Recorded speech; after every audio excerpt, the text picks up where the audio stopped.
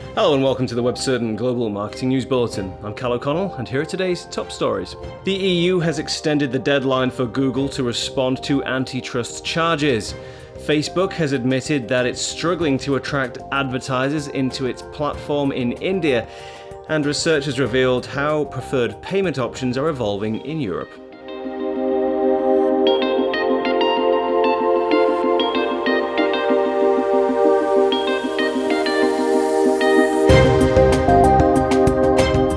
The EU has extended the deadline for Google to respond to antitrust charges. Google stands accused of deploying tactics to boost rankings of its own services whilst pushing rival services offered by competitors further down the search results by demoting the value of their links or simply refusing to list them altogether.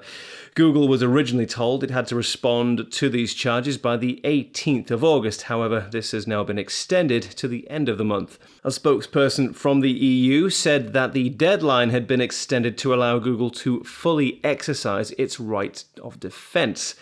If the charges against Google are successful, the search engine may be forced to pay fines of up to 10% of its revenue, which could total as much as $6.6 billion.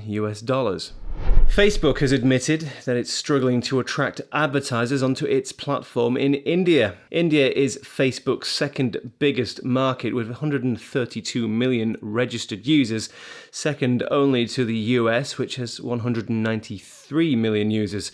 Its problem with advertising comes clear when comparing the amount of money that Facebook makes in the two markets. However, whilst the social network makes an average of $8 per user in the US in advertising revenue, it makes only 15 cents per user in India.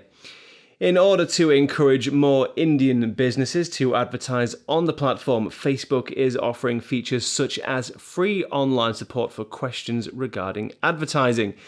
Earlier this year, it also launched a new advertising feature especially for India, which allows users to click on an ad to call a business and then hang up before incurring a charge, with the business then calling the user back.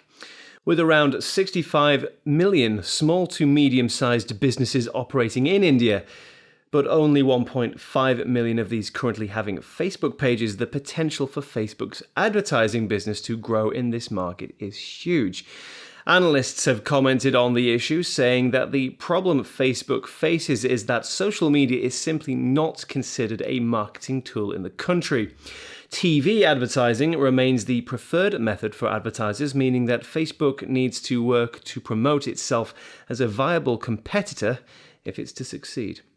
Research by YStats has revealed how preferred payment options are evolving in Europe.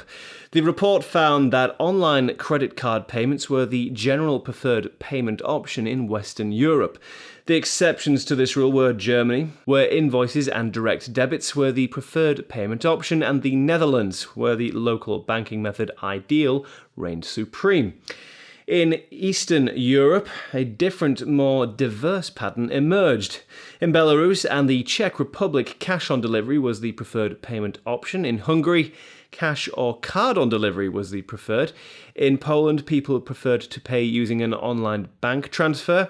And in Russia, online credit card payments were the most popular payment option. Across all of Europe, mobile payments were on the increase, with mobile payments being the most popular in Turkey. In the UK, mobile payments also increased in popularity. Apple Pay launched in the country earlier this year, although most British people preferred to use more established alternatives such as PayPal or their own bank.